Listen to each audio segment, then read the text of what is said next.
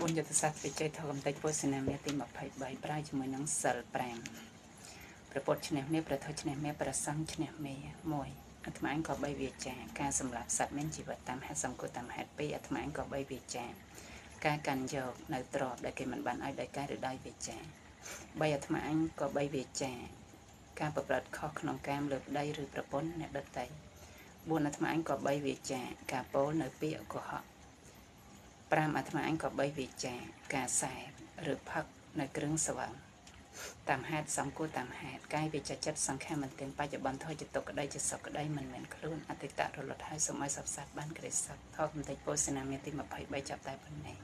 ធននេះតម្លៃ$10000ឬ400,000 បាតឬ40រៀលរាក៏សាងខាងផ្នែកចំណេះដឹងប្រចាំថ្ងៃតម្កល់ទុកក្នុងព្រះពុទ្ធសាសនានិងពិន័យអាកាត់ក្តីទុក500ជា